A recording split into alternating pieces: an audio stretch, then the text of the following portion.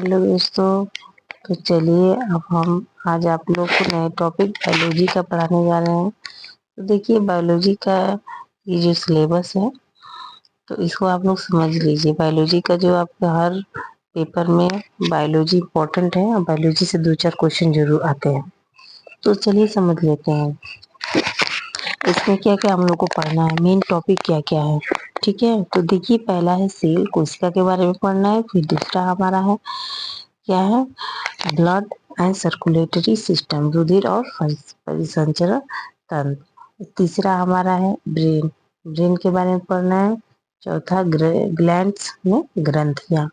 ठीक है, और फिर पांचवा डिसीज, रोग, रोग क्या है और किस प्रकार से, तो इसके बारे में हम लोग को समझना है। फिर छठवां न्यूट्रिशन एंड डाइजेशन, पोषण तथा पाचन, इसके बारे में समझना है। ठीक है, अब देखिए आगे सातवां है स्केलेटन सिस्टम यानी कंकाल तंत्र। और उसके बाद से आठवां है रेस्पिरेशन एंड इलेक्ट्रेशन में श्वसन तथा मूत्रोत्सर्जन। ठीक है, और नौवां है बॉटनी। तो इस प्रकार से हम लोगों ने बायोलॉजी का सिलेबस देख लिया। अब देखिए हम लोग आगे चलते हैं। तो देखिए ये बायोलॉजी का इम्पोर्टेंट नोट्स है और ये आपके हर एग्जाम में बहुत ही बार कोई क्वेश्चन आता है, इससे पूछता है। तो बायोलॉजी से 1-2 क्वेश्चन जरूर एग्जाम में पूछ दिया जाता है जो बच्चों को नहीं पता है।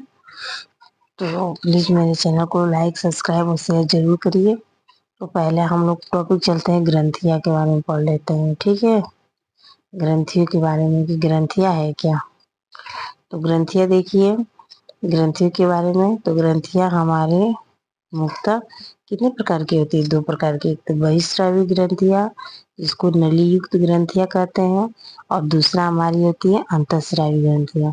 ठीक है, तो इसको हम कहते हैं एक्सोक्रीन ग्लैंड्स, और अंतःस्रावी ग्रंथियों को कहते हैं इंडोक्रीन ग्लैंड्स। तो इस प्रकार से हम लोग 2 प्रकार की ग्रंथियां पाई जाती है हमारे शरीर में, बहिस्रावी ग्रंथियां और अंतःस्रावी ग्रंथियां। तो जो बहिस्रावी ग्रंथियां होती है वो नली युक्त ग्रंथि होती है, और जो अंतःस्रावी ग्रंथि है वो नली रहित ग्रंथि होती है। ठीक है, तो ये आप लोग ध्यान दीजिएगा। जो बहिस्रावी होती है नली युक्त होती है, इसमें नलियां पाई जाती है, और अंतःस्रावी ग्रंथियों में नलियां नहीं पाई जाती है, वो नली रहित ग्रंथि होती है। ठीक है, अब हम लोग देखते हैं जैसे रही सारी ग्रंथियों के एग्जाम्पल को समझ लेते हैं क्या क्या होती है। जैसे श्वेत ग्रंथि, आश्रु ग्रंथि, दुग्ध ग्रंथि, तैलीय ग्रंथि, यकृत, अग्नाशय।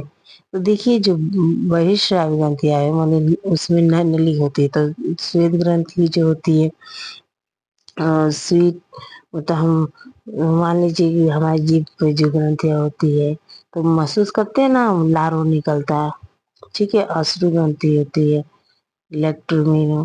फिर से अश्रु ग्रंथि में आंखों से जो पानी निकलता है। ठीक है, दुग्ध, जो दूध हमारे माँ के स्तनों से दूध निकलता है। फिर तैलीय ग्रंथि में कभी कभी हमारे स्किन से ऑयली चीज नहीं निकलने लगता है, इस प्रकार से। फिर यकृत है और अग्नाशय है।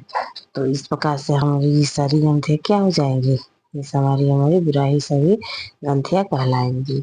तो अब देखिए हम लोग पढ़ लेते हैं अब अंतःस्रावी ग्रंथियों के बारे में कि द ग्लैंड्स। देखिए बहिस्रावी ग्रंथियां है क्या, ठीक है, इसके बारे में आप लोग पढ़िए। तो बहिस्रावी ग्रंथियां जो है इसको परिभाषा के अनुसार कि ऐसी ग्रंथि जो अपनी रसों का निर्माण शरीर के अंदर तथा इनका श्रावण शरीर के अंदर या बाहर किसी नली द्वारा करे उसे बहिस्रावी ग्रंथि कहते हैं। वही समानता हम लोग समझ सकते हैं कि ऐसी ग्रंथि जो अपनी रसों का निर्माण शरीर के अंदर तथा इनका श्रावण शरीर के अंदर या बाहर, मतलब नली के द्वारा किया तो अंदर करेगी या श्रावण, या फिर बाहर करेगी, इसको कौन सी ग्रंथि कहेंगे, इसको बहिस्रावी ग्रंथि कहते हैं।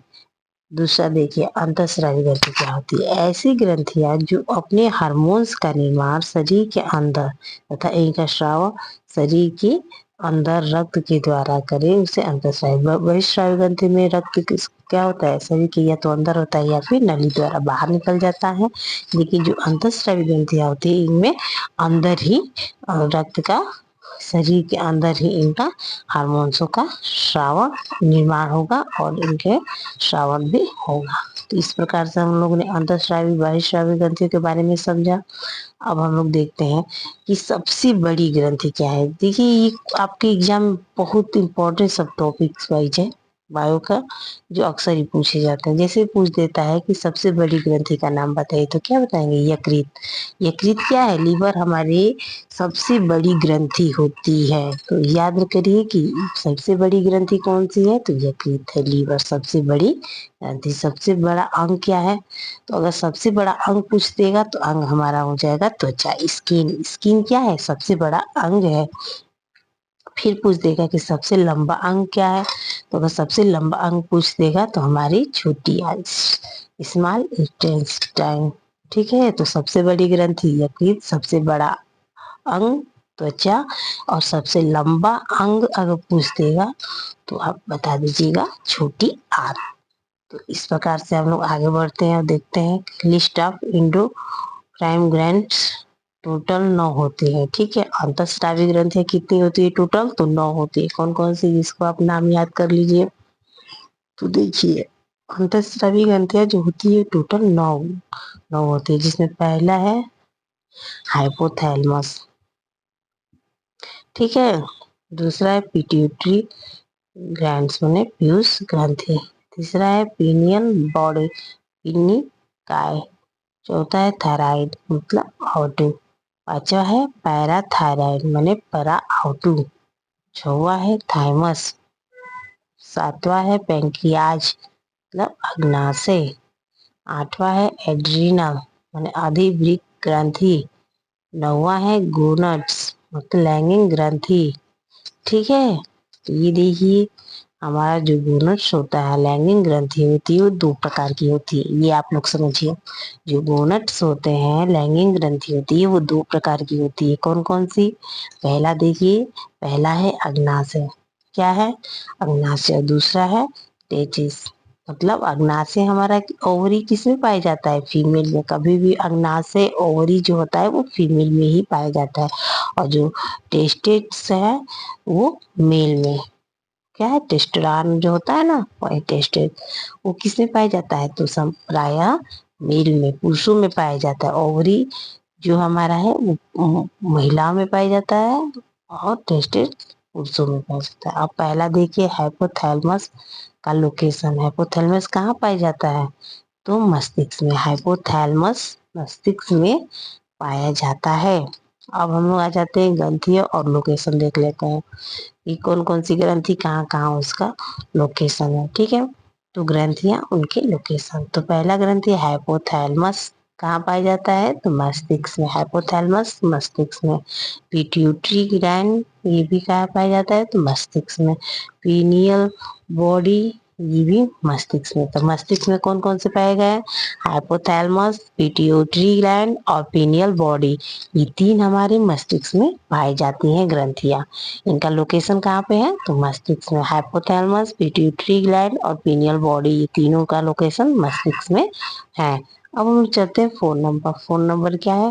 थायराइड। थायराइड तो पता ही है, थायराइड गले में होता है। ठीक है, और पांचवा पैराथायराइड, तो ये भी हमारा क्या है? गले में ही पाया जाता है। शेप पैराथायराइड का शेप किस प्रकार का होता है? तो बटरफ्लाई शेप होता है। पैराथायराइड का शेप किस प्रकार का होता है? तो बटरफ्लाई के आकार का होता है। तो इस प्रकार से देखिए आगे आगे देखते हैं हम लोग 6वां नंबर। 6वां नंबर में थाइमस। थाइमस किस प्रकार से है? तो थाइमस हमारा है तो हार्ट और चेस्ट कैविटी, छाती की गुहा के पास। ठीक है, थाइमस छाती की गुहा के पास। और 7वां है पेनक्रियाज। पेनक्रियाज का आप आमाशय के पास या एब्डोमेना के कैविटी, उत्तर गुहा के पास।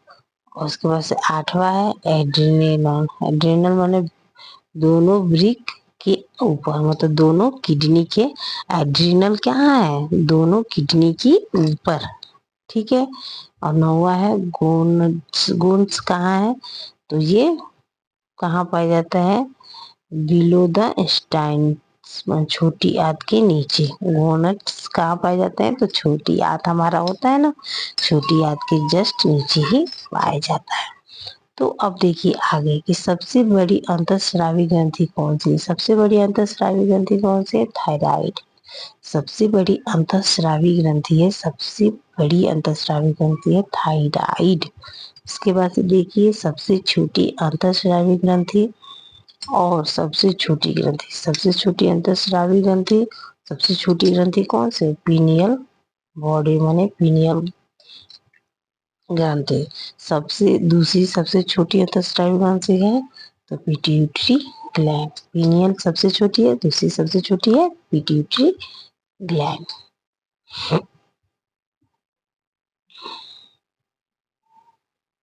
तो अब हम लोग देखते हैं मिश्रित ग्रंथि कौन सी, किसको कहते हैं? तो जो हम मिश्रित ग्रंथि कहते हैं, मिश्रित ग्रंथि वो हम कहते हैं पैंक्रियाज को। अग्नाशय, अग्नाशय को कौन सी ग्रंथि? मिश्रित ग्रंथि। ठीक है,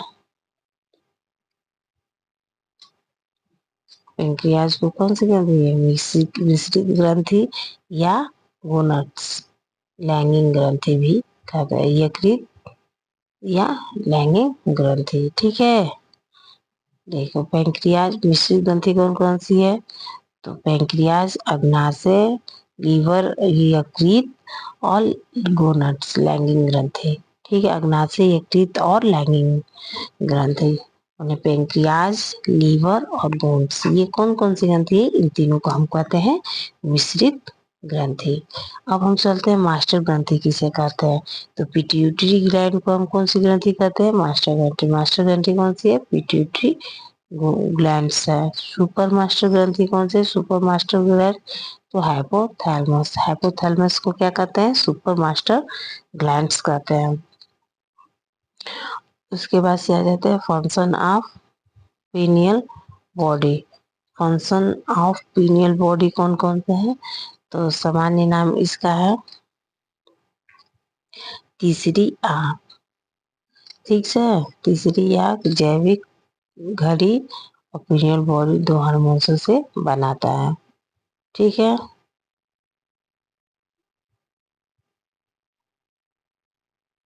पीनियल बॉडी है वो दो हार्मोन से बनता है, एक मेलाटोनिन हार्मोन्स जिसमें 98% बनता है और सेरोटोनिन हार्मोन जो 2% से बनता है। उनका कार्य क्या क्या है? अब ये देखिए, कार्य है कि जो मेलाटोनिन है वो जैविक धुन को नियंत्रित करता है, इसी के कारण आदतें लगती है, नींद को नियंत्रित करता है। इसका दूसरा नाम है हार्मोन ऑफ डार्कनेस। ठीक है, मेलाटोनिन जो 98% पाया जाता है और सेरोटोनिन है जो 2% है, इसका कार्य है कॉमन नेम है फील गुड हार्मोन। सेरोटोनिन को क्या कहते हैं? जो अच्छा फील गुड हार्मोन कहते हैं, 2% पाया जाता है। तो इस प्रकार से हम रोग के बारे में देख लेते हैं। डिसीज ऑफ श्रावर से हाइपो सिक्रेशन और अति श्रावर से हाइपर सिक्रेट। ठीक है, तो अब देखिए मेलाटोनिन कम होने एक नींद कम आती है। अगर मेलाटोनिन कम हो गया तो कम नींद आएगी, जिससे इंसोम्निया अनिद्रा की बीमारी हो जाती है। कम नींद आएगी तो अनिद्रा की बीमारी हो गई। और मेलाटोनिन ज्यादा होने पे इरिटेशन, अगर मेलाटोनिन ज्यादा हो जाएगा तो इरिटेशन और abnormal body clock.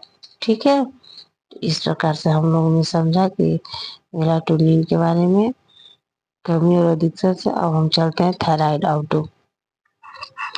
Thyroid, thyroid क्या है? तो इस थायराइड जो है इसका सामान्य नाम क्या है? थायराइड आउटो इसका सामान्य नाम है एडम्स एप्पल। ठीक है, और दूसरा नाम बटरफ्लाई ग्लैंड्स। एडम्स एप्पल पहला नाम है और दूसरा नाम है इसका बटरफ्लाई ग्लैंड्स। तो ये हमारा क्या है? थायराइड सामान्य नाम है। ठीक है, थायराइड आउटो का एडम्स एप्पल और बटरफ्लाई ग्लैंड्स। इसके बाद सब देखिए थायराइड से दो हार्मोन्स बनता है। थायराइड से कितने हार्मोन बनते हैं? दो होते हैं। अब देखिए कौन कौन से। एक थायरॉक्सिन हार्मोन, इसमें 98% हार्मोन होता है और कैल्सिटोनिन हार्मोन जो 2% बनता है। तो अब इन दोनों के कार्य देख लेते हैं क्या क्या है। जो थायरॉक्सिन हार्मोन है, देखिए थायरॉक्सिन ये 98% हार्मोन्स बनाता है, ठीक है। और इसका कार्य क्या है, उपचार उपापचय क्रियाओं को नियंत्रित करना, ठीक है। वे सारी क्रियाएं जो जीवित रहने के लिए आवश्यक, जैसे पाचन, श्वसन और धड़कन। तो थायरॉक्सिन जो हार्मोन है 98% हार्मोन बनाता है। इसका कार्य है उपापचयी क्रियाओं को नियंत्रित करना। ये सारी क्रियाएं जो जीवित रहने के लिए क्या है, आवश्यक है, जैसे पाचन है, श्वसन है और धड़कन है, ठीक है। उसके बाद से देखिए, और जो कैल्सिटोनिन हार्मोन है ये 2% पाया जाता है। तो थायराइड में 2% पाया जाता है। और इसका कार्य क्या क्या है, रक्त से हड्डियों तक कैल्शियम को स्थानांतरित करना, अर्थात हड्डियों को मजबूती प्रदान। ये रक्त से हड्डियों को क्या करता है, कैल्शियम को स्थानांतरित करता है और हड्डियों को क्या करता है, मजबूत बनाता है। इस प्रकार से हम लोग विच बनाने के लिए कौन सा खनिज आवश्यक है, ठीक है। तो थायरॉक्सिन बनाने के लिए कौन सा खनिज आवश्यक है, तो उसका नाम है आयोडीन। आयोडीन थायरॉक्सिन के लिए मेन सोर्स है। आयोडीन क्या है, थायरॉक्सिन बनाने के लिए क्वेश्चन पूछ दिया कि थायरॉक्सिन बनाने के लिए कौन सा खनिज आवश्यक है। तो थायरॉक्सिन बनाने के लिए आयोडीन आवश्यक है। आयोडीन मेन सोर्स है। आयोडीन जो मेन सोर्स है आयोडीन सॉल्ट है, ठीक है। तो इस प्रकार से अब देखिए इसके रोग के बारे में हम लोग देख लेते हैं कि थायरॉक्सिन से जैसे कौन कौन से रोग होते हैं। तो थायराइड की कमी से तो पता ही है कि कौन कौन से थायराइड की कमी से हाइपोथायराइडिज्म और थायराइड के अधिकता से हाइपोथायरॉयडिज्म होता है, ठीक है।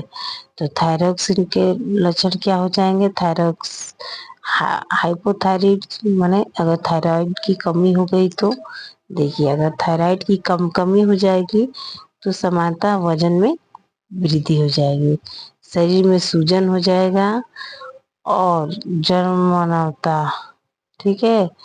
चाइल्ड मतलब शरीर में वृद्धि और शरीर में वजन में वृद्धि और शरीर में सूजन हो जाएगा। थायराइड की अगर अधिकता हो गई तो हमारा क्या हो जाएगा, थायराइड की अगर अधिकता हो जाएगी तो देखिए, अधिकता हो जाएगी तो वजन में कमी हो जाएगी और आंखों की बाहर तरफ उभरना, ठीक है। वजन में कमी, आंखों की बाहर की तरफ उभरना और ग्वाइटर, ग्रीव रोग और घींगा रोग ये भी हो जाते हैं। तो अब देखते हैं आगे, पैराथायराइड ग्लैंड्स। पैराथायराइड ग्लैंड्स किसके आकार की होती है, तो बटरफ्लाई के आकार की होती है और इसके 4 हिस्से होते हैं। पैराथायराइड ग्लैंड्स, इसका आकार ये है देखिए, और इसके 4 हिस्से होते हैं। ये एक हार्मोन्स बनाता है, पीटीएच, पैराथायराइड हार्मोन्स, ठीक है, पैराथायराइड मोन। तो अब हम लोग देखते हैं इसका नाम क्या है, कोलिप्स हार्मोन, ठीक है। इसका कार्य क्या है, हड्डियों से रक्त तक कैल्शियम को स्थानित करता तथा हड्डियों को बनाने में सहायता करना। हड्डियों से रक्त को क्या है, कैल्शियम को स्थानांतरित करना और हड्डियों को बनाने में सहायता का बोन, कैल्शियम और फास्फोरस। देखिए अब हम लोग देखते हैं कि हड्डियां, जो हड्डियां बनी होती है किसकी बनी होती है, कैल्शियम और फास्फोरस। तो हड्डियां कैल्शियम और फास्फोरस से मिलकर बनती है, ठीक है।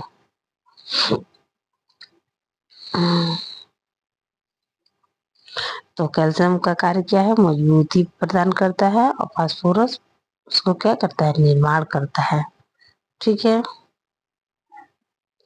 अब देखिए कैल्शियम का संबंध है फास्फोरस से, यहाँ पे समझाया गया है।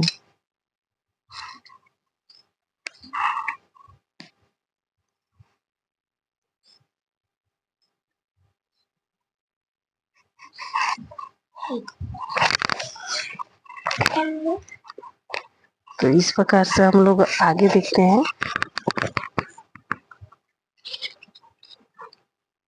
कि तो हम लोग समझ लिए कि कैल्शियम और फास्फोरस किस प्रकार से संबंधित है। तो अब देखते हैं कि हड्डियों के निर्माण के लिए, हड्डियों के लिए रिस्पॉन्सिबल हार्मोन कौन सा है। तो हड्डियों के लिए जो रिस्पॉन्सिबल हार्मोन्स हैं वो है कैल्शियम और पीटीएच, पैराथायराइड हार्मोन। हड्डियों के लिए रिस्पॉन्सिबल हार्मोन है कैल्सिटोनिन हार्मोन और पीटीएच हार्मोन। तो इस प्रकार से देखिए हम लोग देखते हैं कि कैल्सिटोनिन हार्मोन क्या करता है, तो ये मजबूती प्रदान करता है। ठीक है, कैल्सिटोनिन हार्मोन क्या करता है, मजबूती प्रदान करता है। और पीटीएच पैराथायराइड हार्मोन ये हड्डियों को बनाने का कार्य करता है। तो इस प्रकार से देखिए रोग, हाइपो मतलब होता है अल्प और हाइपर मतलब होता है अत्यधिक। ठीक है, तो कहीं भी अगर हाइपो और हाइपर ये दो शब्द है जो कहीं भी अगर आपके एग्जाम में आ जाए तो आप लोग समझ लीजिए कि हाइपो का मतलब होता है अल्प और हाइपर का होता है अति। मतलब हाइपो मतलब हो जाएगा कि रक्त में कैल्शियम की कमी होगी। रक्त में क्या होगा, हाइपो माने अल्प माने रक्त में कैल्शियम की कमी, जिससे टिटैनी की बीमारी होती है। रक्त में कैल्शियम की कमी से कौन सी बीमारी होती है, तो टिटैनी। तो ये आपके एग्जाम में पूछ सकता है कि रक्त में कैल्शियम की कमी से टिटैनी नामक बीमारी होती है। और हाइपर मतलब हो जाएगा अधिक। तो रक्त में कैल्शियम की अधिकता, रक्त में अगर कैल्शियम की अधिकता होगी जिससे पथरी,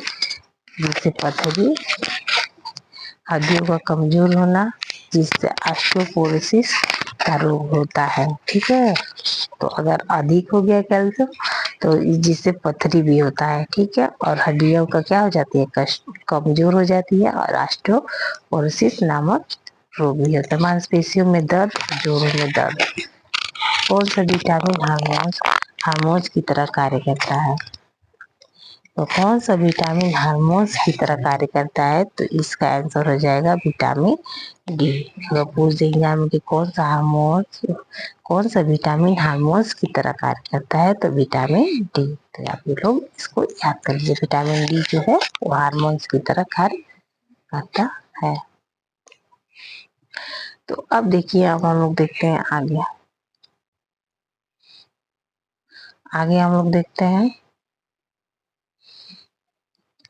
कि थाइमस ग्लैंड क्या है। तो थाइमस जो ग्लैंड है उसका लोकेशन है चेस्ट, छाती के पास। इम्यूनिटी प्रोवाइड करता है।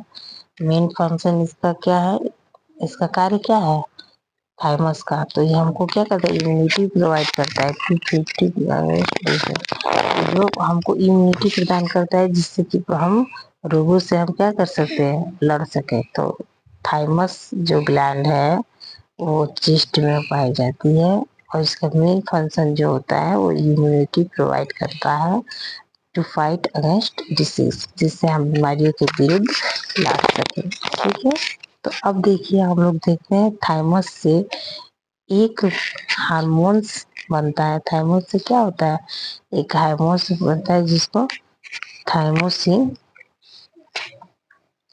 कहते हैं। डब्ल्यूसी में पाया जाता है थाइमोसिन। थाइमोसिन कहाँ पाया जाता है, डब्ल्यूसी में। इसका कार्य क्या है, तो इसका कार्य है, देखिए क्या क्या कार्य है। इसका कार्य है लिम्फोसाइट को मैच्योर करना, जो इम्यूनिटी प्रदान करता है। अच्छा, लिम्फोसाइट जो पाया जाता है वो थाइमस में ही पाया जाता है, थाइमोसिन में। और जो इम्यूनिटी प्रदान करता है और रोग से लड़ने में सहायता प्रदान करता है। ठीक है, अब देखते हैं थाइमस सबसे ज्यादा 10 से 15 एज में एक्टिव होता है। थाइमस क्या है, कितनी एज में सबसे ज्यादा एक्टिव होता है, तो 10 से 15 की एज में। 10 से 15 का एज कौन सा है, तो यहाँ का किशोरावस्था कहलाता है। थाइमस एज के साथ साइज में छोटा होता जाता है। थाइमस क्या हो जाता है, एज के साथ साइज में छोटा होता है, मतलब जैसे जैसे हमारी उम्र बढ़ेगी ये छोटा होता जाएगा। तो अब देखिए कि थाइमोसिन का दूसरा नाम जुवेलियन हार्मोन्स, किशोर हार्मोन्स भी कहते हैं। थाइमोसिन का दूसरा नाम क्या हो जाएगा? जुवेलियन हार्मोन्स माने किशोर हार्मोन्स कहा जाएगा, जो हार्मोन्स 18 एज से कम में एक्टिव होते हैं। ठीक है, अब हम लोग देखते हैं रोग। रोग के बारे में देखते हैं। तो देखिए, रोग के बारे में हम लोग देखते हैं कि रोग हाइपो और हाइपर। ठीक है, यदि थाइमोसिन कम है तो इम्यूनिटी कम होगी। अगर इम्यूनिटी कम है तो हम बार बार बीमार पड़ेंगे। जाहिर सी बात है, अगर हमारे अंदर इम्यूनिटी कम रहेगी तो हम क्या होंगे? बार बार बीमार पड़ेंगे। तो देखिए यहाँ पे कि बताया गया कि अगर थाइमोसिन कम है, ये साइन क्या है? नीचे पे अगर एरो है तो कम है, तो इम्यूनिटी भी क्या होगी? कम होगी। इसका भी साइन, एरो का साइन नीचे है तो इम्यूनिटी कम होगी। अगर इम्यूनिटी कम होगा, ठीक है, तो हम बार बार बीमार पड़ेंगे। अब देखिए, थाइमोसिन अगर अगर अधिक होगी तो इम्यूनिटी भी अधिक होगा, और अगर इम्यूनिटी अधिक होगा तो ऑटोमेटिकली प्रतिरोधक क्षमता क्या हो जाएगी? बढ़ जाएगी। ठीक है, अब देखिए आगे, स्व प्रतिरोधक क्षमता होता है। ठीक है, स्व प्रतिरोधक क्षमता है कि, तो स्व प्रतिरोधक क्षमता के बारे में हम लोग देख लेते हैं कि स्व प्रतिरोधक क्षमता है क्या। तो स्व प्रतिरोधक क्षमता, जब इम्यूनिटी ज्यादा होता है तो WC अपने ही बॉडी पार्ट को फॉरिजन पार्ट समझकर किल करने लगती है। उसको ऑटोमेटिकली ऑटो इम्यूनिटी कहा जाता है। मतलब स्व प्रतिरोधक क्षमता है क्या, जब इम्यूनिटी ज्यादा होता है तो WC अपने ही बॉडी पार्ट को फॉरिजन पार्ट समझकर किल करने लगती है, और इसी को ऑटो इम्यूनिटी कहा जाता है। ठीक है, अब हम लोग देखेंगे अग्नाशय के बारे में। अग्नाशय है क्या? अग्नाशय माने पैंक्रियाज। तो पैंक्रियाज जो है, पैंक्रियाज को किसने खोज किया था? तो लैंगर हैंस ने। पैंक्रियाज लैंगर हैंस ने किया था। और मिक्स्ड ग्लैंड है पैंक्रियाज। क्या है? पैंक्रियाज एक मिक्स ग्लैंड है, मतलब मिश्रित ग्लैंड है। इसकी खोज किसने किया था? तो लैंगर हैंस ने किया था। अग्नाशय को 4 भागों में डिवाइड किया जाता है। पहला, alpha cell of Langerhans, फिर beta cell of Langerhans, और फिर से गामा सेल्स ऑफ लैंगरहैंस और एफ सेल्स ऑफ लैंगरहैंस। तो इस प्रकार से हम लोग पढ़ लेते हैं। तो हमारे जो अल्फा बीटा गामा है, हम लोग इंडोक्राइन ग्लैंड कहते हैं, और एक्सो अंतःस्रावी ग्रंथि में आते हैं, और जो एक्सोक्राइन सेल्स है वो बहिस्रावी ग्रंथियों में एक सेल्स हमारा आ जाता है। तो इस प्रकार से यहाँ इंडोसाइन गैस 3 हार्मोन्स बनता है, अल्फा बीटा और गामा, जिसमें ग्लूकोसिन, ग्लूकोगान, इंसुलिन और सोमेटोस्टेलिन बनता है। ठीक है, तो ये याद कर लीजिए कि अल्फा सेल से ग्लूकोन, बीटा से इंसुलिन और गामा से सोमेटोस्टेलिन बनता है। तो ये कहा है इंडोक्राइन ग्लैंड से अंतःस्रावी ग्रंथियां 3 हार्मोन्स बनाती है। ठीक है, इंसुलिन का आविष्कार बंटिंग एंड बेस्ट ने इंसुलिन का आविष्कार किया था। तो देखिए, इंसुलिन का आविष्कार किसने किया था? बंटिंग और बेस्ट ने। फंक्शन ऑफ इंसुलिन, इंसुलिन का फंक्शन क्या है? तो normal blood sugar glucose level को 80 से 120। तो normal blood sugar glucose level कितना होता है? 80 से 120 होता है। ठीक है, तो देखिए, जब हम खाली पेट रहते हैं तो ये 60 से 80 में क्या रहती है? मैग्नीशियम का परसेंट 60 से 80 रहती है जब खाली पेट रहते हैं। और जब आफ्टर खाना खाने के बाद कितना हो जाता है? 120 से 140 हो जाता है। तो ये नॉर्मल ब्लड शुगर लेवल है। इंसुलिन का मुख्य कार्य क्या है? एक्स्ट्रा शुगर को फैट में परिवर्तित करता है। इंसुलिन का मुख्य कार्य क्या होता है? तो एक्स्ट्रा शुगर को फैट में परिवर्तित कर देता है।